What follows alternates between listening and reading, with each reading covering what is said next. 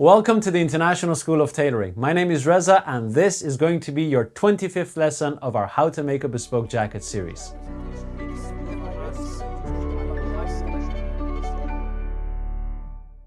In the previous lesson, we put on the bridle on our traditional model. In this lesson, we're going to join the front, side and back and finish it off by folding in the front edges and the bottoms. Are you ready? Let's go! So, the first thing we're going to do is to take our forepart and make sure that it's free of wrinkles. Then, we're going to bring over all the length that we have on the side towards the front, like so. Make sure that the bubble you have here at the bottom of your dart is completely flattened. If you have to, with care and a pressing cloth, press everything to the side. Then, I want you to mark your chest line and the mark stitches of your underarm seam. In front of that intersection, mark 3/8, which is a centimeter, and that is going to be our sewing line. So this line right here on the mark stitches is the edge of the pattern. Now, take your side body panel and place it right side to right side on your forepart and do the same on the side body panel. Mark your chest line, the edge of your pattern, and the seam in, which is going to give you that intersection. Pin the intersection of your sewing line and the chest line to that of the front panel, like so. Only pin it to the cloth and not the canvas.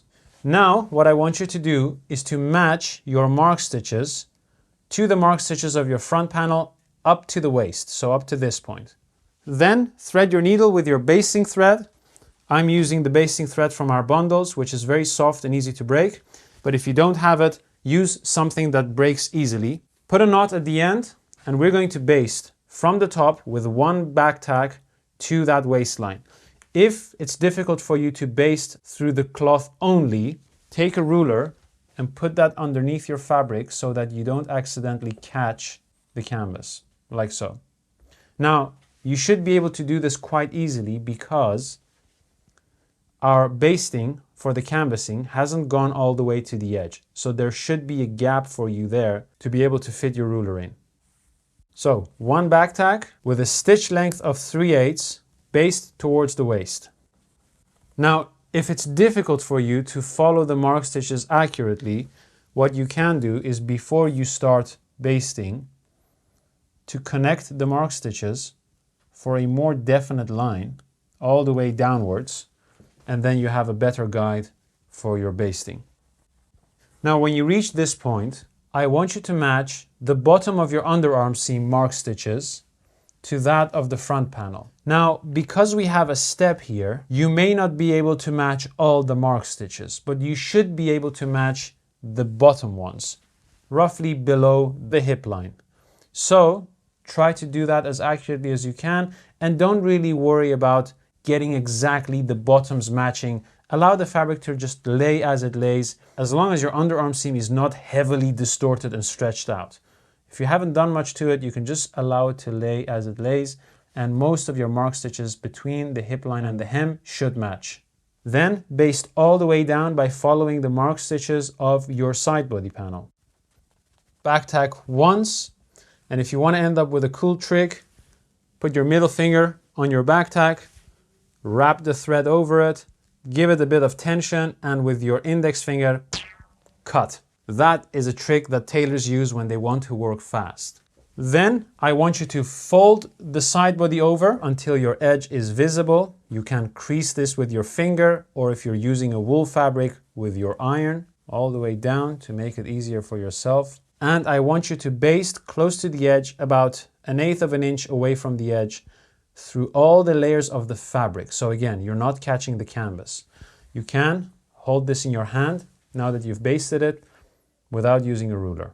So start off, back tack once, stitch length 3/8, and off you go. Now, if for whatever reason you have basted a little further when you canvassed your forepart and you can't just baste through the fabric, it's okay for you to baste through the canvas as well in that area. What you can do if you're very skilled with your needle is to go through that area and just feel the fabric being picked up. Now this obviously depends on how easily your needle catches the canvas, but it's okay to do that. Just don't do it all the way up because we need this area to be completely free for the sleeve to be inserted. If you don't have a good tension regulation with your hand, your finger, your thread, your needle, it may be that your basting stitches are tight. When that's the case, the thread will lift off from the fabric and your fabric will start to wave. So to prevent that, you can simply hold the end, run your finger with some tension along the fabric all the way downwards and release the excess tension. Tight bastings can create visual problems and misguide you through the making process. Once you've done that, it's time to press. If you're using moisture, only do that if you're treating this as a practice jacket. I never recommend spraying water on linen or cotton if you're really working for a client or yourself and you have to always go back to point zero after the fittings. These creases will not come out easily. Use a pressing cloth. Again, I'm not going to do it so that you can see what I'm doing, and just run the iron on top of your seam. Do not push this hip shape all the way to the side. We need that to cover our hips. Now smooth it out from the other side, and when you're done, you should have a bubble right on the hip, a little bit of excess length due to the suppression, and everything else can just lay flat without any distortions. Let's do the back now. Move over the side body panel and flatten the sides as we did with the front panel. Mark your chest line and the edge of your side seam. Take your back panel and make sure that you have no creases or wrinkles in your back panel. Then place the back panel right side to right side on the side body, and then you'll find 3 lines. This is the back pitch, this is the top of the side seam, which is right here, and this long one is the chest line. Bring up the chest line and put it on the chest line of the side body. Mark your chest line and the edge of your back side seam. Mark a seam in from the edge of your back side seam and a seam in from the edge of your side body side seam. Just like we did with the side body and the front, match the intersection of your sewing line and your chest lines and pin. We have to match the top of the side seam of the back to the top of the side seam of the side body panel. So this requires us to carefully position and match the mark stitches around the curve of the side body, like so. Don't worry about where this line falls. Leave it and allow it to lay as naturally as possible. Don't stretch it, don't compress it, just let it lay flat. Then thread your needle, make a knot at the end, and let's begin basting. Start at the top of the side body mark on the back with a big back tack. Stitch length 3/8, carefully baste up to your chest line while matching the mark stitches. Once you're there, it's time to position the rest of the side seams. Remove your pin, match your mark stitches. Don't allow anything to pull your fabric, and you can baste it in sections. So we're going to match the mark stitches up until the waistline and match the rest once we get there. Now, although I have told you not to pull your basting stitches tight, we also don't want to have loose basting stitches which will easily open up on the body. This is very dangerous because it may give your jacket more room when you're wearing it and you're fitting it without you noticing that this is happening. So you think that your mark stitches are fine while you actually have to let out the panels. So therefore, always hold the end of your thread, which is usually your starting point, to remove all the excess slack. That will hold everything firm without being tight. Now that we've got to the waist, we're going to align the rest of the mark stitches all the way to the bottom. I'm just moving the fabric around so that nothing is pulling. You can lift it up, similar to what we do during canvassing, to get all of that shape up in the air and the rest of your panels laying flat. The hollowness on the waist area may not always match easily, so You have to check that area with every baste until the rest of the line can lay flat. Finish off with a back tack. Now it's time to do the same thing as we did on the front and the side body. Fold the back over and do the same lap stitch that we did here on the side seams. If you've done everything correctly, your chest line should go from the back right to the chest line of the side body, and the chest line of the side body should go right to the chest line of the front. The same thing happens at the top of the side body, hip lines, and the bottoms. Now, before I baste, one of the most important things that we have to do is to make sure that we stretch the inlay around the waist. This is a concave line. It cannot easily fold back on itself along our basting lines without creating tension. So what we're going to do is what we learned in lesson 18 on edge to fold transfers, and stretch this concave edge so that our fold can be concave as well. Now, you have to do this with care. If you have a domestic iron, it will be a light iron, and therefore you may need some more patience. Get a little bit of moisture on your material and very carefully begin stretching out this area. We are not going to stretch any further than the basting lines. This is just to stretch the inlay. Now, the second round of applying moisture may shrink the fabric back. Don't worry, just repeat. Always do this on the wrong side of the fabric. Some fabrics will shine, and if you have to let out the waste, that fabric will be useless. Okay, so that's a little bit better. Now what will happen is once everything folds over, as we just did, our side body can have the nice hollow line that it should have without the inlay pulling it tight. Okay, this is very, very important. The more inlay you leave, the more tightness you will have. Therefore, the more stretching you have to do, but you're limited in how much you can stretch. So never leave too much inlay because that will distort your fitting. Let's go ahead and do our lap seam. All the inlay should be folded towards the back. So as it's laying, just fold it over and that's it. Start at the top of the side seam, knot in the thread, back tack once, and off you go. You will see this round shape here, which is going to fit around our lats. Do not flatten it. Back tack once, and that's it. Now we're going to press the side seams carefully, and I want you to fold the back inlay a little bit over, not too much, for it to curve outwards, okay? Now, carefully flatten the side body panel, like so, and just with the edge of your iron, press on top of your lapped seam.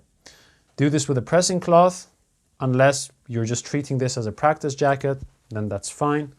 Don't use a pressing cloth. Don't move the iron all the way over to the waist here, because we don't want to compress the stretched out inlay, and neither do we want to create pleats here. So when you get there, move this over all towards the front, flatten the sides, carefully move in from one side, then from the other with the point of your iron, and this can simply go back to where it is. This is partially going to be filled up by the blades and partially by the lat muscles. Now let's do exactly the same on the other side. Now the same thing that we did on the side seams, you can also do on the underarm seam if you have a wide inlay. So that would be something along the lines of stretching out the inlay of the underarm seam in that hollow waist area to really allow that hollowness of the waist to manifest itself while it's hanging from the shoulders of the wearer. Now that we've done the second side seam, let's go ahead and fold in our front edges and the hem. I want you to position the jacket in front of you, like I have, with the front edges of the left panel facing you. I want you to double check whether you have stretched out that area around the button so that it can fold back without any tension. If you have, great. If you haven't, just take your iron, stretch it out carefully, thread your needle. make a knot, and you can use the other forepart, which is rolled in like so and carefully positioned so that it doesn't wrinkle up, as your block for the chest not to get flat. Then hold your canvas and your fabric tightly together so that the canvas doesn't slip over, causing a gap between your fabric and your canvas. Hold them together, fold your front edges along the mark stitch and baste. Start off with a back tack and carefully roll the fabric tightly against the canvas while you're folding your edge along the mark stitches. Stitch length, 1/2 inch. Now, because the lapel has a slight curve, when you are folding your lapel along the mark stitches, you will create a little bit of surplus. Don't flatten it, just allow it to be there and baste over it, and we'll flatten it in a second. Baste through all the layers. Now, when you're basting this area, you should be able to fold your front edge along the mark stitches without any tension. If you have large amounts of inlay, this part will be difficult and your mark stitches won't really align with the edge. Therefore, stretching is necessary. When you get between the button and the bottom, I want you to slowly start curving the front edge inwards while you're basting. Not too much, just a fraction. Also, be very careful that our center front mark stitch is fading towards the edge. Don't end up folding your front edges along that line. So the curve of our front edge will get more severe at the bottom. That means more surplus as we're folding around the front edge curve. Try to distribute that as neatly as you can. Pleats are normal in this area. Your surplus will be big and it may pleat easily. That's fine. When you get to the bottom and your hem inlay starts to fold upwards, position the jacket so that you have the bottom facing you. Continue folding the bottom along the front edges. Make sure you hold your fabric and your canvas well together to prevent any gaps between them along the folded edge. Now, your thread will run out here, so if you have more, you can go all the way to the end. Do a back tack here, go all the way to the end. If you don't have any more thread, do 2 back tacks here and start again. Back tack once in front of your last back tack, like so, and continue. Baste through all the layers. Now, it may be that your mark stitches may be slightly off here and there. What we are trying to look at is for them to be as close to the edge as possible while still creating a nice line. So if the matching of your mark stitches to the edge create a wobbly line, ignore that transition between the seams and just go from one end to the other by clearing them, lowering them to the edge, clearing them again so that that line straightens.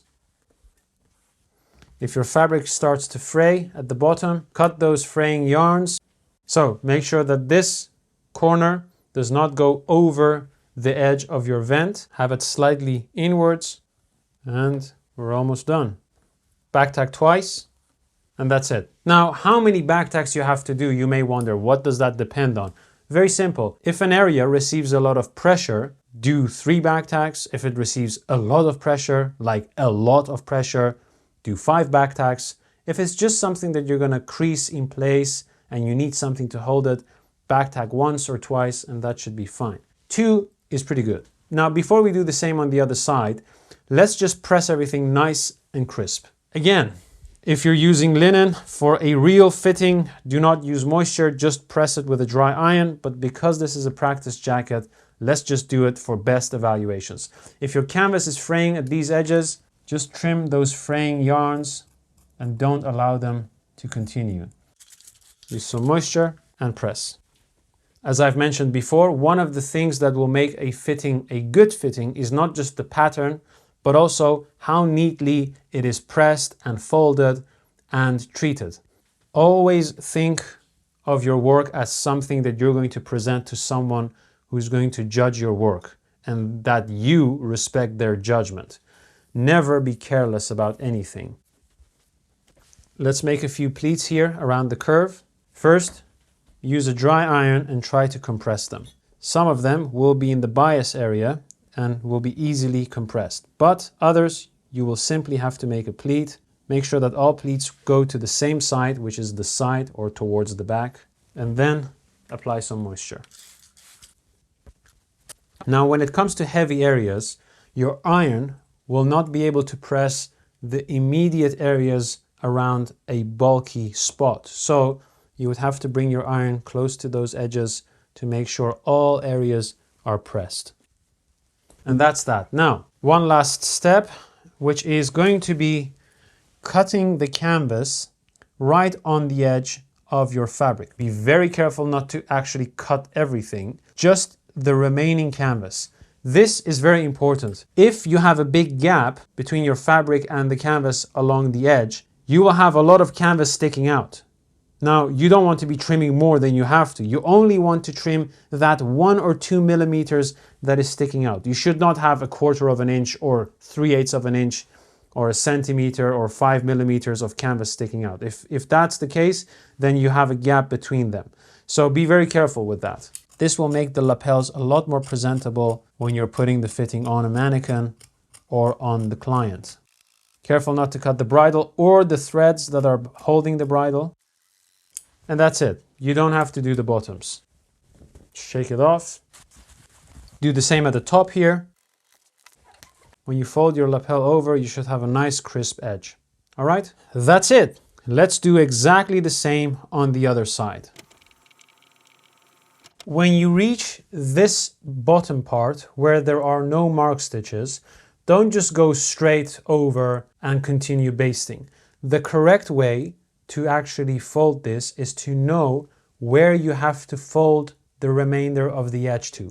And the way to find that out is to put your jacket on your board like so. Allow the mark stitches of your vent to align with the edge of your vent like this. Now that should be where your mark stitches are. You bring this higher and then just open up your vent, hold that in place, open the vent up a little bit so that the crease line is laying flat on the surface of your fabric. Mark where the bottom goes, and from this point curve towards that marking so that when your vent opens up, you don't see this sticking out.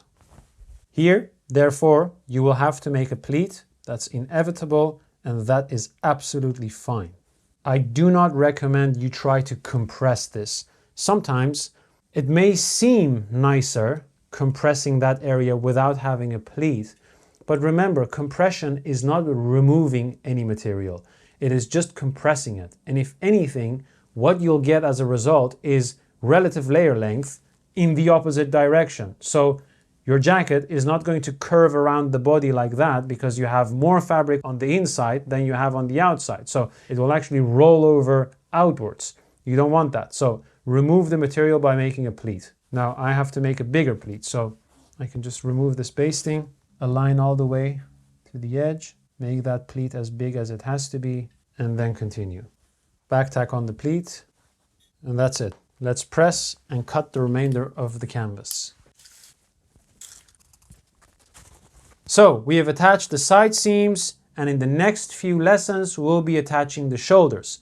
If you can't go through the next lessons straight after this and you want to keep your work somewhere nice until you get to work on it again, simply allow the sides to fold over like so. Put your shoulders together, wrap everything over, fold your jacket along the waistline. You can bring the four parts in towards one another slightly and hang this like so on a hanger. That was it. Let's go ahead and take this to the next stage. We're getting closer to something that actually resembles a jacket. One of the things that I would like to emphasize is for you to become sensitive to the tiniest mistake. Why is this important? Well, remember the alphabet of tailoring that I was talking to you about? I want you to be able to make a jacket without any help. And for you to be able to do that, you have to understand and give weight to the importance of evaluation. How do you develop evaluation? Well, It all starts by being sensitive to the tiniest mistake that you make. Maybe you see a tiny bubble somewhere. You might think, that will do. I'll just put an iron on and that's it. It's done. What I would say is go back, analyze it, redo it, take it apart, do it again, get it right. How you can practice that during these lessons is to at least use materials that are very similar to the ones that I'm using in these lessons. Of course, if you have our bundles, that's great, it's ideal, you'll have exactly the same materials. But if you prefer to work with your own materials, please don't use a velvet or a super heavy tweed. Why not? Well, a super heavy tweed, for example, may hide your mistakes because it's a fabric that's kind of like malleable. You can press it, you can shrink it, you can stretch it out easily, and it doesn't highlight all the tiny puckers and bubbles that you may get because of a tight stitch, for example. So that way you can practice becoming sensitive to mistakes, but also actually redoing them, because that's an important part of it. That's all. As for now, my name is Reza. This was today's lesson, and I look forward to seeing the next one. Take care.